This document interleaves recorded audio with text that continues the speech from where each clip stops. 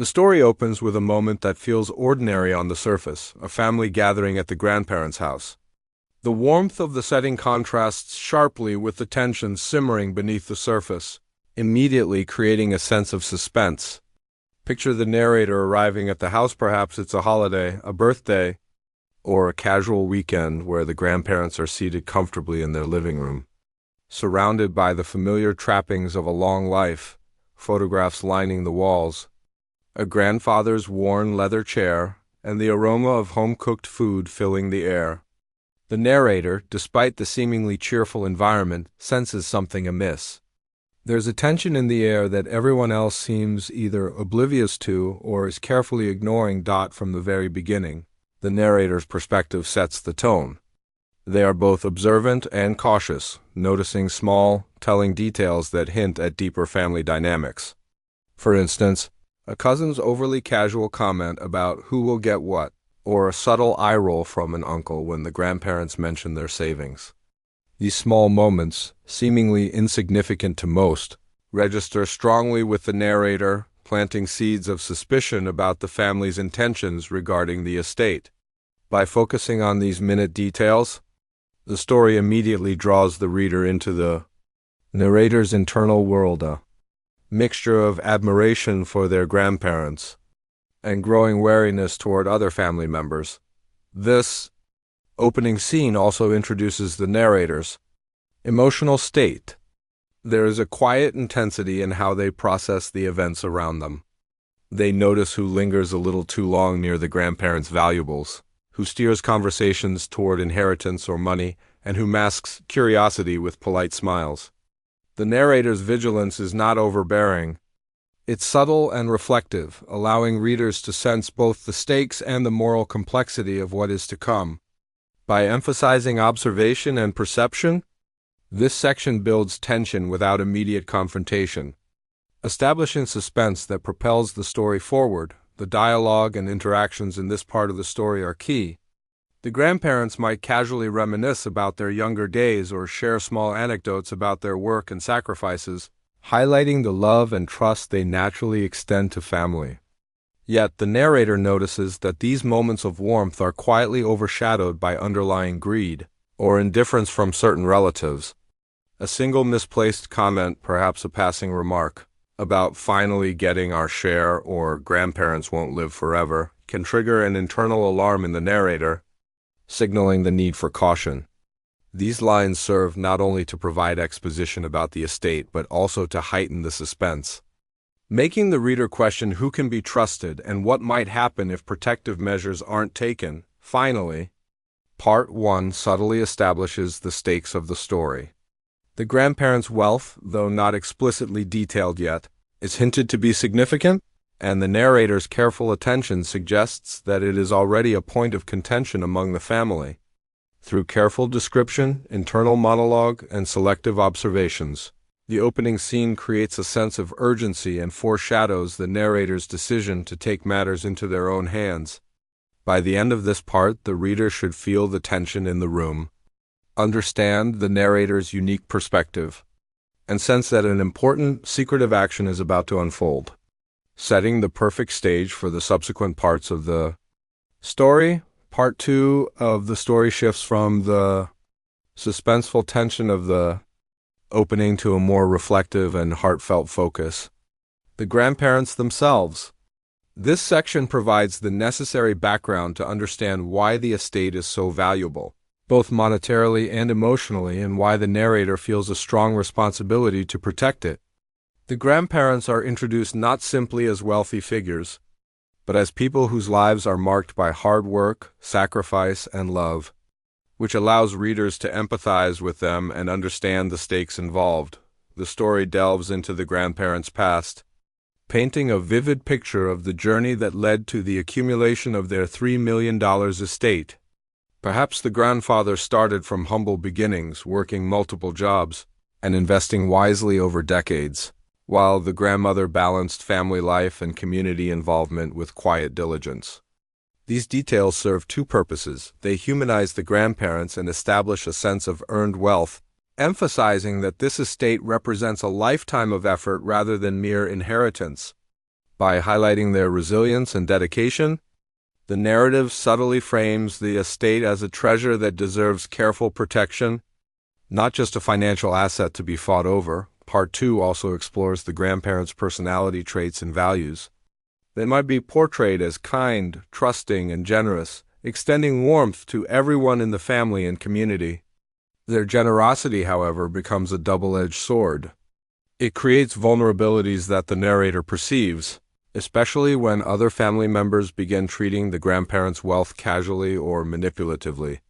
Through anecdotes or internal reflection, the narrator recalls moments where the grandparents helped others selflessly, whether it was lending money to struggling relatives, funding education, or supporting charitable causes, showing that their wealth was not hoarded, but used to create stability and happiness for those they cared about. These traits further justify the narrator's eventual decision to act, as it becomes clear that without intervention, the grandparents' hard-earned legacy could be mishandled or exploited. This section also provides insight into the grandparents' current lifestyle and demeanor. Perhaps they are in their late 70s or early 80s, still active but increasingly reliant on family for support. The narrative might include descriptions of their daily routines, gardening, reading, or sharing meals with the family. Small physical details, silver hair, gentle smiles, careful movements reinforce their vulnerability and the reader's emotional investment. The narrator's observations are imbued with affection and admiration, contrasting sharply with the subtle greed or indifference observed in other family members during Part 1. This contrast is crucial, as it reinforces the moral tension that will drive the story forward. The narrator's relationship with the grandparents is also central to this part. They are not a distant observer but a close confidant, someone who deeply understands the grandparents' values and intentions. Perhaps the grandparents have shared their hopes for the estate quietly with the narrator, trusting them to preserve it, or the narrator has simply absorbed their principles over years of close interaction. This intimate connection explains why the narrator feels compelled to intervene discreetly, setting the stage for the secretive actions that will follow. Finally, Part 2 subtly foreshadows potential threats to the estate without yet revealing any dramatic confrontations. By highlighting the grandparents' trustfulness and the family's casual or greedy behavior, the story builds an undercurrent of tension. Readers understand that the estate is not just money, it is a symbol of legacy, love, and security that must be safeguarded. This sets up the moral and emotional justification for the narrator's actions, making the forthcoming decisions both believable and compelling. By the end of Part 2, readers have a strong emotional connection to the grandparents, a clear understanding of why the estate is important, and an awareness of the risks posed by less scrupulous family members. The foundation is laid for the narrator's decisive, secretive measures, seamlessly bridging the suspenseful setup of Part 1 with the strategic planning that will follow in Part 3. Part 3 is where the narrative begins to shift from background and exposition to the subtle buildup of tension. This section is crucial because it foreshadows the conflict that will drive the story while keeping the suspense understated. It focuses on the narrator's growing awareness of the family dynamics, the seeds of greed or entitlement among relatives, and the signs that the grandparents' estate might be at risk if left unprotected. The story opens this part by highlighting interactions that, at first glance, seem innocuous but carry undercurrents of self-interest. Perhaps a cousin makes casual jokes about splitting the inheritance during a family dinner, or an aunt expresses admiration for the grandparents' wealth in a way that feels calculated rather than genuine.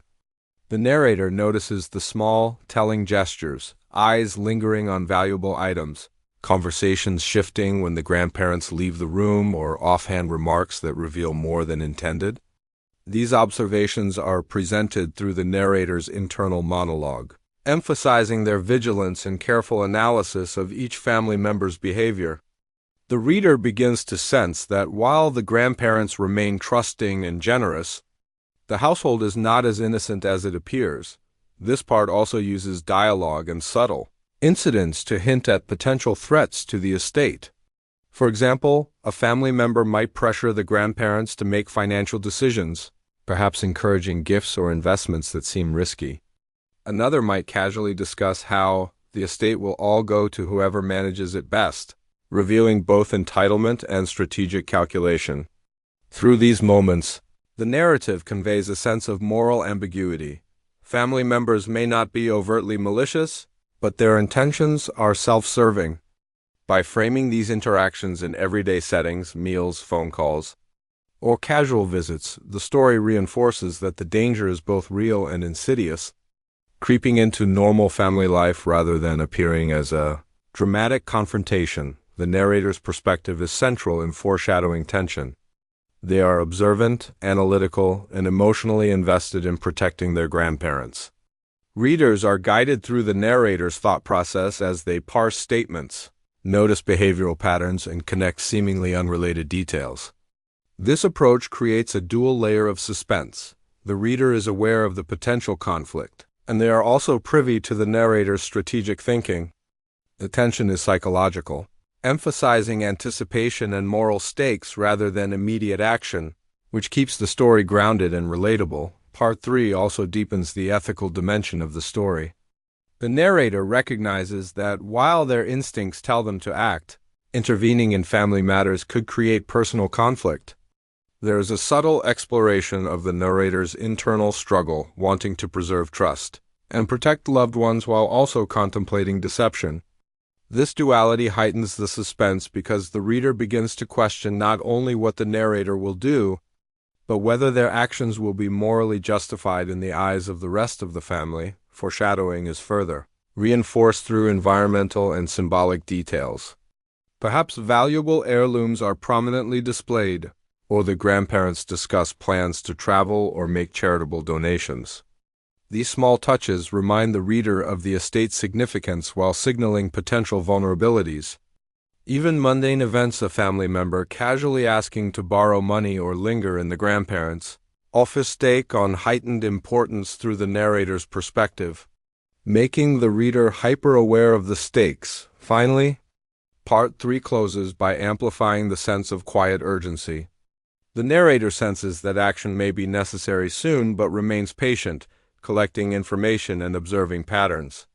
The tension has now been firmly established, the estate is at risk, the family's motives are ambiguous, and the narrator is poised to take discreet, decisive steps. By the end of this section, readers understand the complexity of the situation, feel the suspense in everyday interactions, and are fully invested in the narrator's upcoming strategic decisions.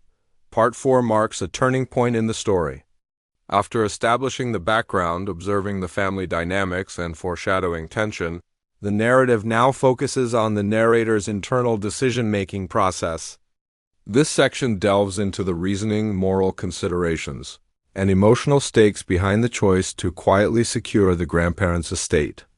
It is both introspective and suspenseful, bridging the quiet observation of Part 3. With the decisive action that will follow in later parts, the section opens with the narrator, reflecting on the patterns they've observed. They think back on subtle incidents, a cousin's offhand comment about getting your share, an aunt lingering too long near the grandparents' valuable possessions, or a sibling casually suggesting risky investments. These memories pile up, forming a clear picture of potential exploitation. The narrator, who has always admired and cared for the grandparents, realizes that inaction could result in irreversible consequences. The stakes are no longer abstract. They are urgent. By framing the narrative through this reflection, the story emphasizes the weight of the decision and grounds it in concrete observations rather than dramatic confrontation. The narrator's moral and ethical deliberation is central to this part. They wrestle with questions like, is it wrong to act secretly? Will I betray the trust of the family if I do this? What if the grandparents feel excluded or deceived? These questions create internal conflict, showing the narrator's conscientious nature. At the same time, they understand that their grandparents' well-being and the integrity of the estate outweigh the discomfort of secrecy. This internal struggle heightens tension, as readers can sense both the narrator's fear of making a mistake and their determination to prevent possible exploitation. This part also reveals the narrator's unique sense of responsibility. Unlike other family members, they have a combination of insight, prudence, and loyalty that compels them to act. The narrative may include scenes or reflections that highlight their closeness with the grandparents' times when the grandparents confided their values, shared hopes for their legacy, or entrusted the narrator with sensitive advice. These moments serve as emotional justification for the decision. It is not driven by greed or selfishness, but by a protective instinct and respect for the grandparents' wishes. Readers begin to understand that the narrator's choice is not merely practical. It is deeply moral and emotionally motivated. The tension in this section comes from the balance between urgency and caution. The narrator knows action must be taken, but they cannot afford mistakes. They begin mentally planning, considering legal options such as establishing a trust, securing assets, or consulting a professional, all while maintaining discretion. The careful weighing of options reinforces the story's suspense because the reader is aware that one wrong move could have social or familial consequences. Every detail, the timing of conversations, the wording of questions, and the choice of advisors is treated with deliberate care, which mirrors the narrator's meticulous personality. Additionally, Part 4 emphasizes the narrator's strategic mindset. They think not only about immediate security, but also about long-term implications. How will the trust protect the estate? How will family members react? Will this decision preserve relationships, or will it create future resentment? These considerations make the narrative intellectually engaging and emotionally rich, providing a glimpse into the foresight required to act effectively in such a sensitive situation. Finally, the section closes with a quiet but resolute decision. The narrator commits to taking action, fully aware of the risks and moral complexity. This moment is framed as both a personal vow and a pivotal story beat. The story moves from observation and reflection to the careful execution of a plan. The suspense is maintained because the reader now knows action is imminent, but the exact steps and consequences remain uncertain. By the end of Part 4, the narrator's resolve is clear, the stakes are fully established, and anticipation for the next phase secret planning and execution is at its peak. Part 5 of the story moves from the narrator's internal decision-making to the deliberate, meticulous process of secret planning. This section emphasizes strategy, foresight, and discretion, showcasing the narrator's intelligence and moral resolve while heightening tension. Unlike earlier parts where suspense was largely psychological, Part 5 focuses on concrete actions, research, consultations, and careful coordination, making the stakes feel tangible and immediate. The section opens with the narrator beginning research into legal and financial mechanisms that could protect the estate. They might spend hours reading about trusts, estate planning, wills, and asset protection strategies. The narrative could describe them poring over documents late at night, taking detailed notes, and comparing different types of trusts, such as revocable versus irrevocable options. By including these technical details, the story establishes the narrator's diligence and intelligence while grounding the plan in realism. Readers sense the complexity of the task and the care required to execute it correctly. Next, the narrator reaches out to professionals, lawyers, financial advisors, and perhaps accountants without alerting other family members. These interactions are discreet, emails and phone calls are carefully worded, meetings are scheduled at neutral locations, and no hints are left behind. The narrative can highlight small tensions during this phase. The narrator worries that a casual slip of the tongue could reveal the plan, or that a professional might ask questions about the broader family context. By including these moments of anxiety, the story maintains suspense and reinforces the stakes of secrecy. Throughout Part 5, the narrator continues observing the family. They note patterns that further justify their caution: relatives casually asking questions about inheritance, lingering near valuables, or subtly testing the grandparents' generosity. Each observation strengthens the narrator's sense of urgency and validates the careful steps they are taking.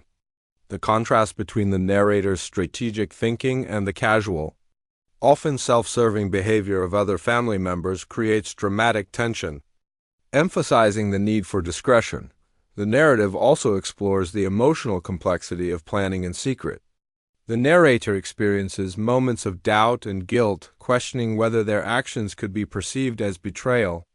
They might worry about the grandparents' reactions if they discovered the plan, or fear creating long-term familial tension. These reflections make the narrator's actions morally compelling. They are not acting out of selfish ambition, but out of a protective instinct, fully aware of the ethical gray area they occupy. By highlighting these internal conflicts, the story maintains psychological tension, alongside the practical suspense of planning. Small details in this part enhance realism and atmosphere. The narrator might keep a private notebook, use coded language in emails, or carefully schedule meetings around family activities. They may encounter minor obstacles: a lawyer unavailable, a document missing, or a financial form more complex than expected, but these challenges increase tension and show that even careful planning requires adaptability. Each small victory or setback is a step in the narrative, building momentum toward the ultimate execution of the plan. Finally, Part 5 closes with the narrator feeling both anxious and empowered. They now possess the tools, knowledge, and professional support necessary to secure the estate. The suspense remains high because the reader knows that the actual execution of the plan is imminent, but details are still carefully hidden from other family members.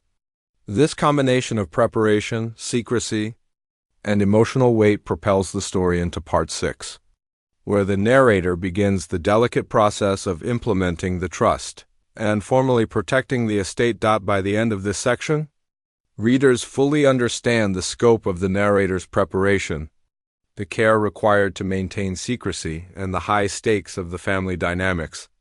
The story has shifted from observation and decision-making to tangible action, setting the stage for the critical turning point of execution. Part 6 is the pivotal moment in the story where the narrator moves from planning into action. This section focuses on the actual execution of securing the grandparents' $3 million estate through a trust, emphasizing precision, secrecy, and the emotional weight of taking such a decisive step. It's a climax of strategy and tension. The stakes are high, and every move must be calculated to protect the grandparents without alerting other family members. The section opens with the narrator initiating the formal process of establishing the trust. This could involve meeting with attorneys, reviewing legal documents, and signing paperwork in the presence of trusted professionals. The narrative highlights the meticulous nature of the process. The narrator double-checks every clause, ensures the trust is properly funded, and confirms that all legal requirements are met. These details reinforce the narrator's thoroughness and determination, demonstrating that protecting the estate is not impulsive but a carefully executed plan. Secrecy is central in this part of the story. The narrator takes great care to prevent other family members from discovering the trust. This might involve scheduling meetings at times when relatives are away, handling sensitive documents privately, or avoiding verbal discussions that could hint at the plan. Even minor distractions, such as a family member unexpectedly calling or stopping by the grandparents' house, add tension, emphasizing how delicate and high stakes the operation is. The reader feels the suspense because any slip could undermine months of preparation and potentially create conflict or mistrust. The narrative also delves into the narrator's emotional state. During the execution, there's a mixture of anxiety, relief, and moral reflection. On one hand, the narrator is anxious about the legality and secrecy of the actions, fearing mistakes or unintended consequences. On the other hand, there is a profound sense of responsibility and accomplishment. Each step taken feels like a protective shield around the grandparents' legacy. These conflicting emotions make the scene compelling, humanizing the narrator and highlighting the ethical complexity of acting without the family's knowledge. Small procedural details enhance realism and tension. The narrator ensures that the trust is structured to meet both immediate and long-term objectives, designating beneficiaries, appointing trustees, specifying conditions, and safeguarding liquid and non-liquid assets. They verify that the grandparents' wishes are explicitly recorded, so the trust aligns with their values and intentions. Even simple moments, signing a document, witnessing a notary's certification, or securely storing copies become laden with significance. As each action represents a concrete step toward protecting the estate, this part also explores the interpersonal dimension, though subtly. The grandparents may be aware in broad terms that protective steps are being taken, but they are unaware of the exact mechanics. The narrator may choose to involve them minimally or to frame the actions as routine legal precautions, preserving trust and preventing worry. These dynamics reinforce the narrator's loyalty and care, distinguishing their actions from selfish manipulation. The careful balancing of transparency and secrecy adds emotional tension and depth to the narrative. Finally, Part 6 concludes with a sense of quiet resolution. The trust is established, the estate is protected, and the narrator has successfully navigated a complex web of legal and familial considerations. Yet the suspense remains, family members are still unaware, and the narrator must continue to manage the delicate balance of secrecy, relationships, and responsibility. The story transitions smoothly into Part 7, which explores the immediate aftermath, the subtle reactions, potential suspicions, and the continued vigilance required to maintain control over the estate. By the end of this section, readers understand both the technical and emotional gravity of securing the estate. The stakes feel real, the narrator's competence and moral clarity are highlighted, and the narrative tension is maintained, setting up the next phase of the story where the consequences and reflections begin to unfold. Part 7 of the story explores the immediate aftermath of the narrator's successful execution of the trust. While the legal and procedural aspects are complete, this section focuses on the subtle, psychological, and relational consequences of the action. It captures the tension, uncertainty, and quiet power dynamics that arise once the estate is securely protected. Even though other family members remain unaware of the change, the section opens with the narrator observing the family in the days and weeks following the trust's creation. From a surface perspective, life appears unchanged. The grandparents continue their routines, family gatherings proceed as usual, and conversations maintain a sense of normalcy.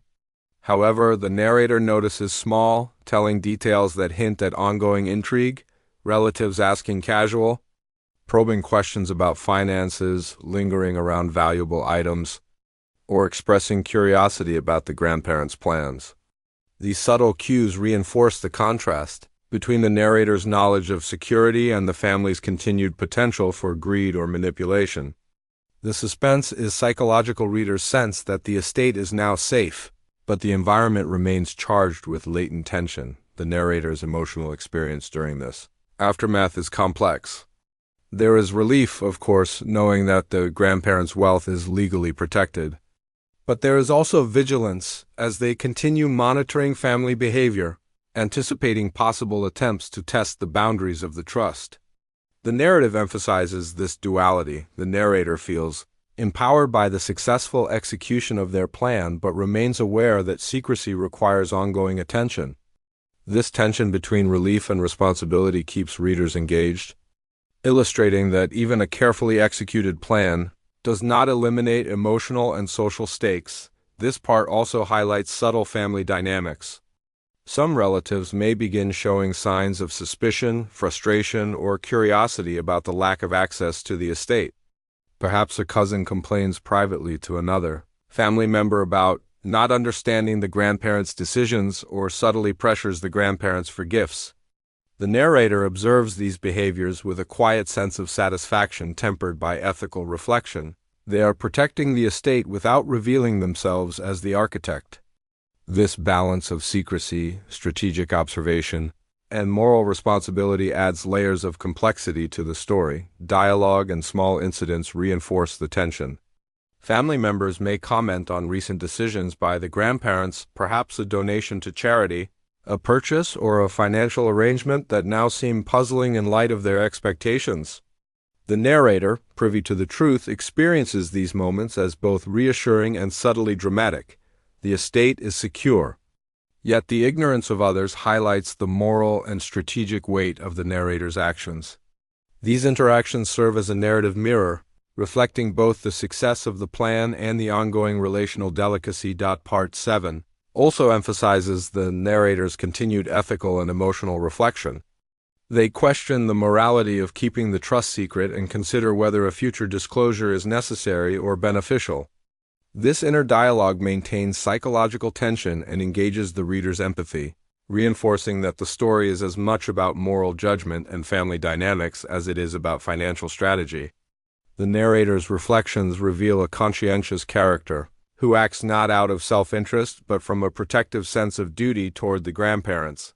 Finally, this section closes with the understanding that the immediate aftermath is only the beginning. The estate is secure, but the narrator must remain attentive to family interactions, monitor potential threats, and navigate evolving dynamics. The story sets the stage for Part 8, where the narrator delves deeper into personal reflection, moral reasoning, and the long-term emotional consequences of their secretive action. The tension is now less about immediate execution and more about ongoing vigilance. Ethical complexity and the quiet power of knowledge in the family hierarchy. By the end of Part 7, readers recognize that the narrator has successfully protected the estate, but the narrative tension remains. Family members are unaware. The potential for future conflict exists, and the emotional and moral stakes continue to unfold. The stage is set for deeper reflection and eventual resolution in the subsequent parts. Part 8 shifts the story from external events to introspection, allowing the reader to deeply explore the narrator's emotional and moral landscape after taking the decisive step of securing the grandparents' $3 million estate. This section is crucial because it provides insight into the internal consequences of acting in secrecy and highlights the complexity of loyalty, responsibility, and ethical judgment. The section begins with the narrator reflecting on the journey thus far. They recall the initial tension observed in family interactions, the careful research and planning, and the meticulous execution of the trust. These memories serve both as a reassurance of the narrator's diligence and as a means of processing the emotional weight of their actions. The reflection is tinged with a sense of solemnity. The narrator is proud of having protected the grandparents, but also acutely aware that their decision involves secrecy and potentially complicated family dynamics. This duality creates a rich psychological layer, showing that protecting loved ones can come with difficult moral compromises. The narrator considers the ethical dimensions of acting without transparency. They grapple with questions like, did I overstep by keeping this secret? Or will my actions be seen as interference rather than protection? These reflections reveal a conscientious and morally sensitive character, someone who does not take unilateral decisions lightly. The tension between doing what is right and maintaining honesty underscores the story's deeper thematic elements. Making the narrative more than a simple tale of financial protection, it becomes a meditation on trust, loyalty, and responsibility within a family. Part 8 also explores the emotional relief and satisfaction the narrator feels. Knowing that the grandparents' wealth is legally protected provides a sense of accomplishment, but it is not unqualified. The narrator is aware that other family members remain unaware of the protective measures, and that curiosity or entitlement could still create friction in the future. This mix of relief and apprehension emphasizes the ongoing nature of their responsibility. The estate is secured, but vigilance and discernment remain necessary. The narrator's reflection conveys that protecting loved ones is an ongoing commitment, not a single act. The story may include personal anecdotes or memories that reinforce the narrator's bond with the grandparents. Perhaps they recall conversations about family values, shared moments of trust, or lessons on prudence and integrity. These memories deepen the reader's understanding of why the narrator feels compelled to act, highlighting the emotional and moral motivation behind their strategic decisions. By connecting the past to the present, the narrative situates the estate not merely as a financial asset, but as a symbol of love, trust, and legacy. This section also allows for contemplation of potential consequences. The narrator might consider scenarios in which family members discover the trust, reflecting on how relationships could change and how to navigate such outcomes with care. These reflections heighten suspense subtly, as readers sense that although the estate is secured, the social and emotional terrain remains unpredictable. The story uses these musings to maintain tension without introducing overt conflict, relying instead on psychological complexity and moral stakes.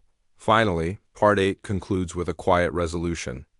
The narrator affirms their commitment to protecting the grandparents' legacy while embracing the responsibility and ethical complexity that comes with secrecy. This internal affirmation provides closure for the emotional arc of the story, preparing the reader for the eventual reveal or ongoing maintenance of the trust in the final sections. It bridges the practical execution of Part 6 and the immediate aftermath of Part 7 with the story's culmination, emphasizing that the consequences of careful, secretive action are both emotional and relational, not merely procedural. By the end of Part 8, readers have a thorough understanding of the narrator's motivations, ethical reasoning, and emotional landscape. The story's tension persists, but it is now rooted in moral reflection, anticipation, and the quiet satisfaction of responsibility, a perfect setup for Part 9, where the reveal or continuation of secrecy heightens suspense and engagement. Part 9 focuses on the potential reveal or the decision to maintain secrecy of the trust and the estate, serving as a pivotal moment that heightens suspense and explores the consequences of the narrator's actions. This section is emotionally charged, balancing anticipation, moral tension, and relational dynamics, while allowing the story to examine the impact of secrecy on family relationships. The section opens with the narrator contemplating whether to disclose the trust to family members. They weigh the pros and cons, revealing the action could foster transparency and potentially prevent future misunderstandings, but it might also spark resentment, jealousy, or even conflict. The suspense builds as the reader is left to wonder what choice the narrator will make and how it will affect the family dynamics. The narrator's internal debate serves as the driving tension of this part, combining ethical reasoning with emotional stakes. If the reveal occurs, it is handled with subtlety and precision. The narrator may choose a carefully controlled moment, perhaps during a calm family discussion or a private conversation with a key relative, to disclose the existence of the trust.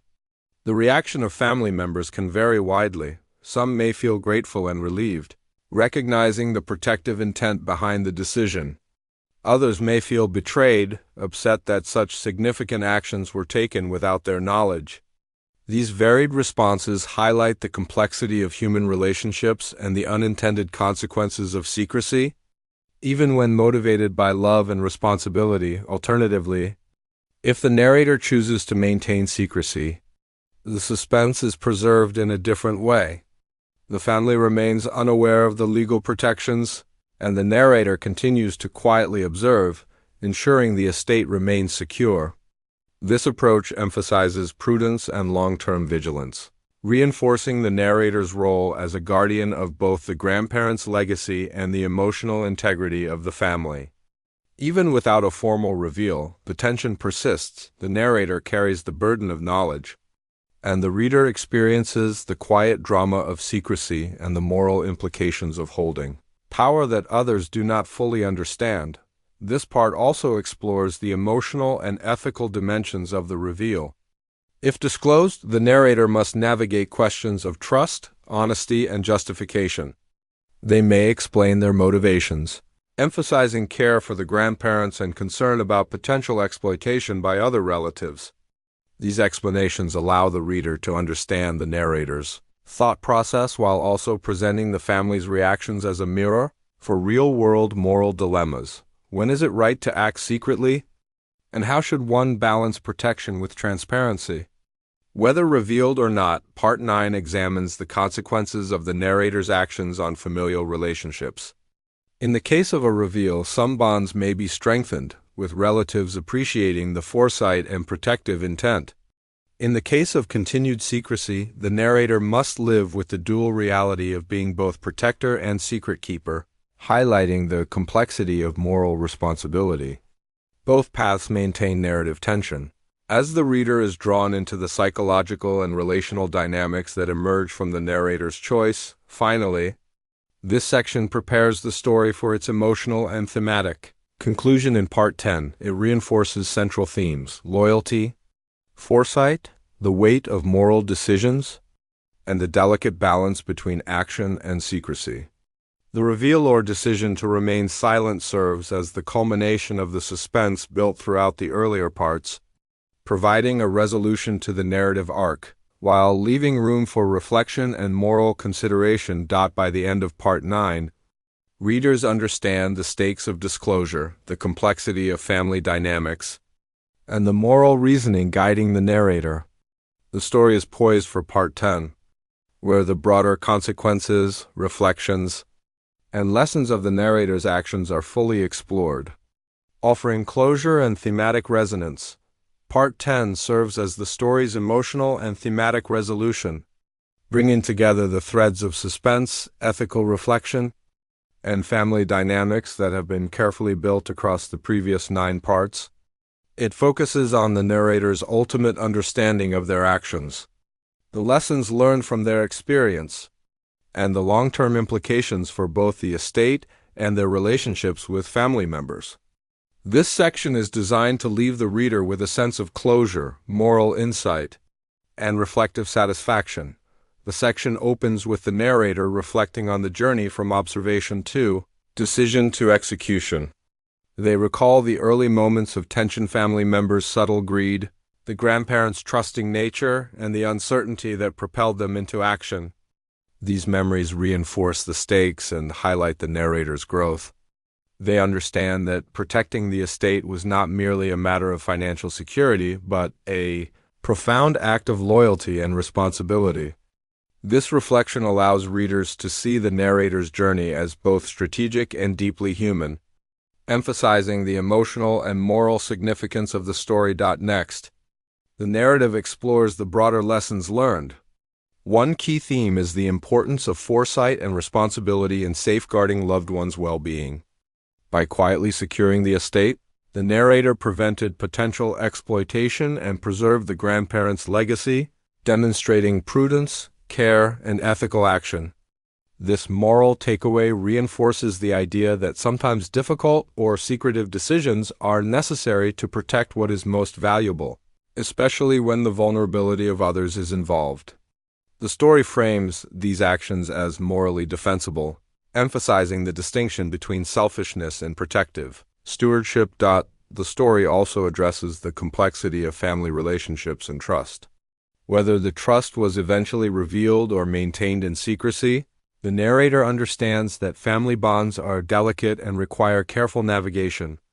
They reflect on the necessity of balancing transparency with discretion, loyalty with prudence, and action with ethical consideration.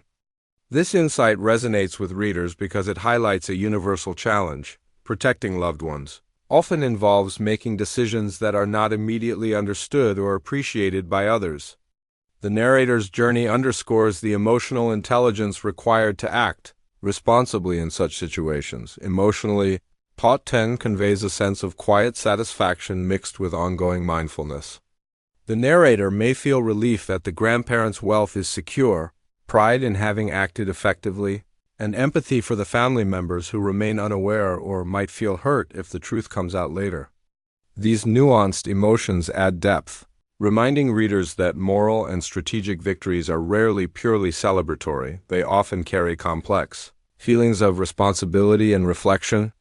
By exploring this emotional landscape, the story ends on a tone that is thoughtful rather than sensational. Aligning with the narrator's careful, conscientious character, the section can also include a subtle look toward the future.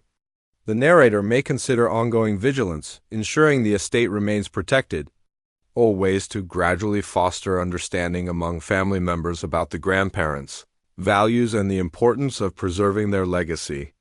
This forward-looking perspective reinforces the idea that protective actions are not static but require continued attention and care, tying together the themes of responsibility, foresight, and ethical decision-making. Finally, The story closes with a moral or reflective statement that encapsulates the central lessons. The estate, while financially valuable, represents more than money. It embodies love, trust, and the fruits of a lifetime of hard work. The narrator's journey illustrates that safeguarding what is precious sometimes demands courage, discretion, and unwavering dedication to ethical principles.